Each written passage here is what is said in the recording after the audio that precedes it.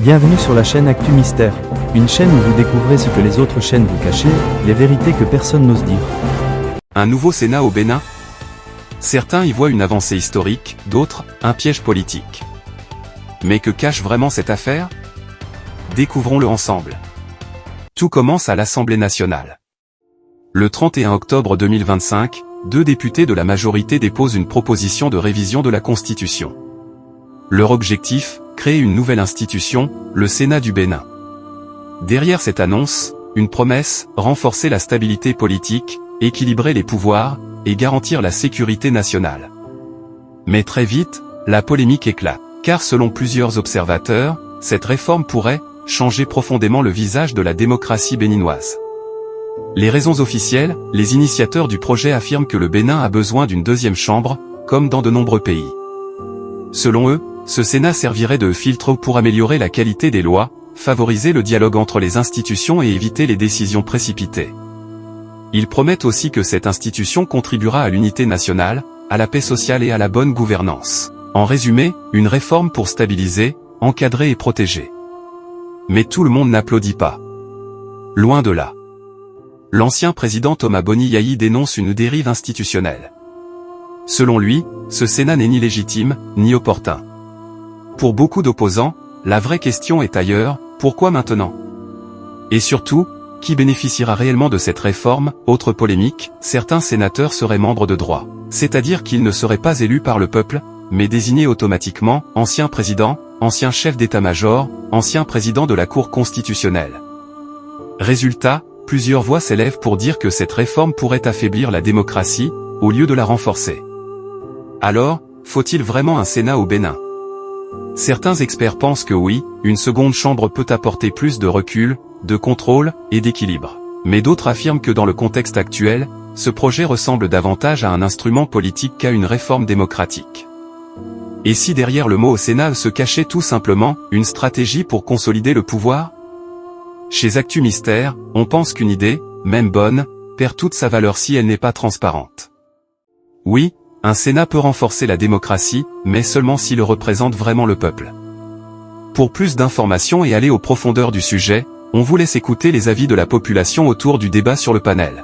Pas encore eu l'opportunité de lire cette loi élaborée. Tout ce que je peux dire, est-ce que ce serait bénéfique pour la nation ou pas? Moi, de par mes analyses, je pense que, quel que soit ce qu'on va proposer au Bénin, d'autres vont dire c'est mauvais, d'autres vont dire oui c'est pas mal, mais on peut améliorer. Moi je suis dans cette dynamique de oui c'est pas mal, mais on peut apporter. En tant que modérateur, est-ce qu'on peut reposer la question parce que là on se perd dans le débat? Je suis en train d'apprécier le sujet. Je suis pas en train de faire l'éloge de quelque chose. Je suis en train d'apprécier le sujet. Abordez le sujet s'il vous plaît, merci. Je suis en train d'aborder le sujet. Et donc pour moi, est-ce que l'opportunité aujourd'hui, qu'est-ce qui presse? Je ne dirais pas que quelque chose presse. Mais ce que je pense, en 2019, quand il y avait cette histoire de récépissé provisoire ou bien je ne sais quoi, et qu'il y a une classe politique d'opposition qui ne pouvait pas participer aux élections, le président qui en exercice a fait appel à tous les présidents d'institutions, a fait appel aux présidents d'institutions en exercice comme passé, pour leur poser la question. Voici la situation, qu'est-ce que vous en pensez? Et de par sa bouche, lui, il dit, tout le monde lui a dit de continuer. Et après, il a rencontré encore le président Yayi Boni à la présidence. Et à la sortie, il lui disait, il faudrait que, dès qu'on trouve un cadre légal, il faudrait qu'on réfléchisse à un cadre légal pour que désormais, en tant qu'ancien, on puisse discuter des problèmes politiques pour apaiser certaines situations politiques. Moi, je prends l'exemple, j'ai cité le cas de la Sénat pour rappeler à certaines personnes le but. Aujourd'hui, on a voté un code électoral qui est polémiqué, où on dit c'est chrysogène, c'est ceci, c'est cela. Et que des gens sont demandés des assises nationales. Des gens sont dit non, il faudrait qu'on revoie ce test. Et donc, c'est resté à ce niveau-là. Moi, dans ma tête, je dis, ok, si ce Sénat était là, de par le rôle qu'on lui attribue dans la proposition, si ce Sénat était là, ça veut dire que le Sénat pouvait demander une deuxième lecture à l'Assemblée nationale, de voir peut-être ce qui est querellé. Par exemple, le taux de 20% dans chaque circonscription électorale pouvait être revu peut-être à la baisse, si ce Sénat était disponible. Parce que le président de la République, moi j'ai l'impression qu'on le voit comme le chef suprême. C'est-à-dire, c'est vrai, après Dieu, c'est un président de la République.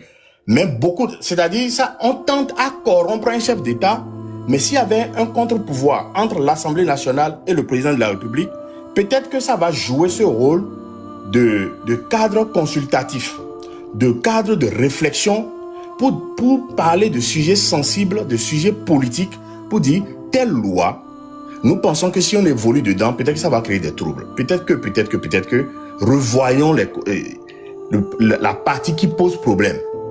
Ce Sénat-là pourra peut-être jouer ce rôle-là.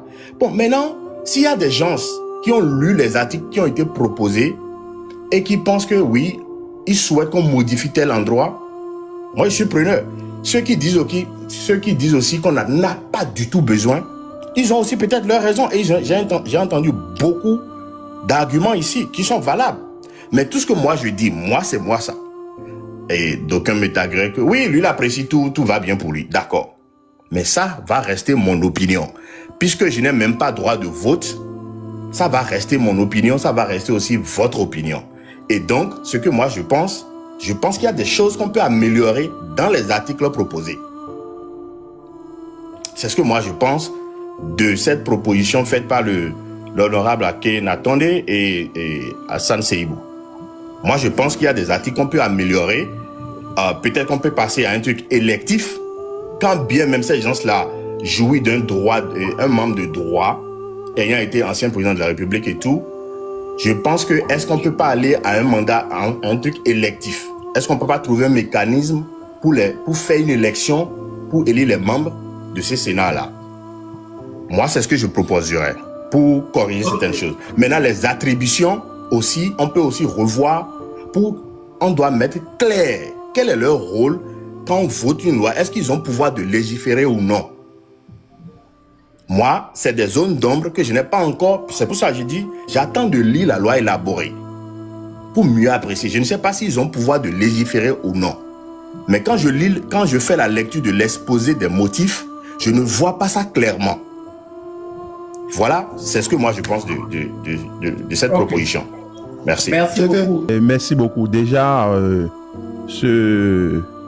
mon prédécesseur a pêché sur certains points. D'abord, la comparaison, elle est bancale.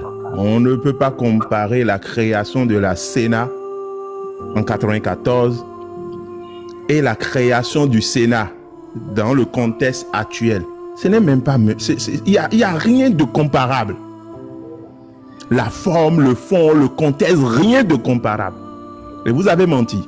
Je dis, vous avez menti sur les mobiles et aussi les contradictions qu'il y aurait eu autour de la création de la Sénat. Vous avez menti.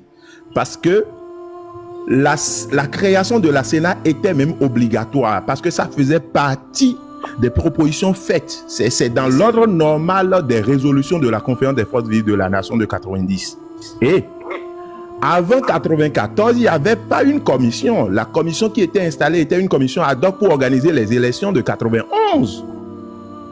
Et donc, quand vous dites que même Soglo était d'accord, Soglo n'avait aucune force pour être contre.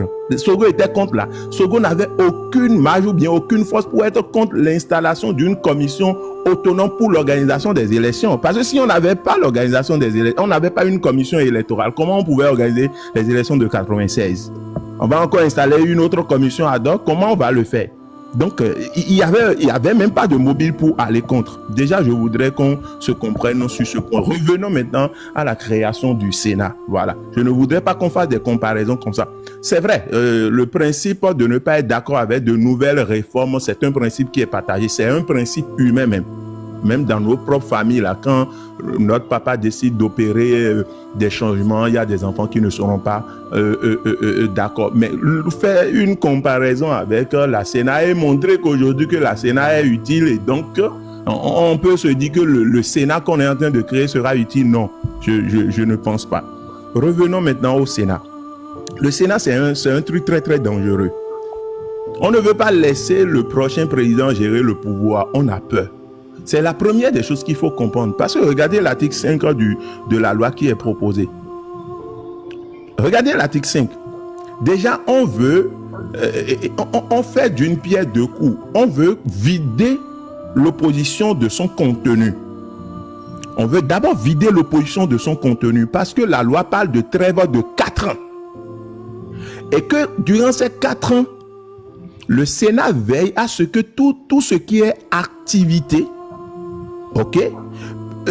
rentre dans le cadre c'est-à-dire accompagne le pouvoir en place. C'est quoi ça? C'est-à-dire, si le président de la République s'installe, par exemple, en avril, s'il y a un parti politique qui ne parle pas le même langage avec le pouvoir en place, ce parti ne peut pas se constituer en un parti d'opposition et faire des activités. Et Akhenaton vient raconter ces trucs-là, ces bobas-là à la télé.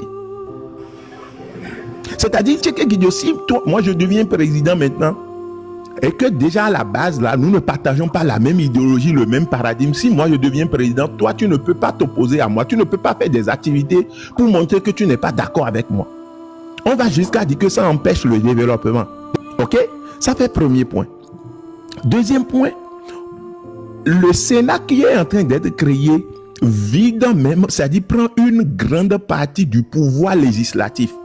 Il y a un monsieur qui disait tout à l'heure, je pense que c'est encore mon prédécesseur qui parlait de contre-pouvoir. Il est dans une méconnaissance, c'est une méconnaissance totale du système démocratique. Quand vous parlez de contre-pouvoir, si la loi, par exemple, la réforme du code électoral qui est opérée, s'il y avait un contre-pouvoir, les éléments chrysogènes, on pouvait les enlever et autres. Vous méconnaissez donc le système démocratique. Vous méconnaissez comment les institutions sont organisées. Parce que l'esprit de contre-pouvoir est déjà formalisé à travers l'organisation des institutions de la République. C'est Romia qui est élu président en 2026. Romia ne pourra pas gérer le pouvoir. Il ne pourra pas, parce qu'il n'aura pas réellement la main pour gérer le pouvoir. Parce que dans le Sénat, Talon va jusqu'à... Parce que moi, j'estime que c'est derrière tout ce qui se passe, c'est Patrice Talon qui suscite même cette réforme ou bien cette modification constitutionnelle. Parce que dans le Sénat, là, j'apprends que même les anciens généraux de l'armée seront dans ce Sénat-là. Le Sénat peut bloquer une loi. C'est-à-dire, le Sénat, on peut voter une loi, le Sénat peut demander une relecture de la loi. Lorsque, par exemple, l'Assemblée nationale vote une loi, le Sénat a cette possibilité, a une marge de manœuvre de faire une relecture et de coincer. Mais allons loin, allez lire tout ce qui est proposé. Vous parlez de Yahi Boni et que Yahi Boni aura pour son compte. Non, vous ne comprenez pas. Yahi va faire quoi dans ce Sénat-là? Il aura quelle force? C'est vrai que son silence est un silence coupable et complice. Mais Yahi aura quelle force dans ce Sénat? Parce que ce Sénat, si on doit considérer les anciens présidents d'institutions, c'est les Djokbenou qui vont siéger, c'est les Batokor et autres qui vont siéger. Vous ne voyez pas un peu comment la nomenclature et la forme, la morphologie de ce Sénat? On va où? Et on donne jusqu'à 90 ans. C'est-à-dire on veut rester au pouvoir jusqu'à la mort. Et vous trouvez que ce Sénat est utile dans le contexte là? Et regardez un peu dans le rétroviseur, regardez tout ce que le parti Les Démocrates a subi en matière d'activité politique. On les a carrément empêchés d'animer la vie politique dans notre pays. On les a carrément empêchés, c'est-à-dire plusieurs fois, plusieurs reprises et un peu partout dans le Bénin de faire des activités politiques. Et vous, qu'en pensez-vous? Avancez ou manœuvre? Dites-le en commentaire, partagez vos avis, et surtout, abonnez-vous à Actu Mystère pour ne rien rater des vérités cachées derrière les actualités. Parce qu'ici, on ne suit pas l'actu, on la décode.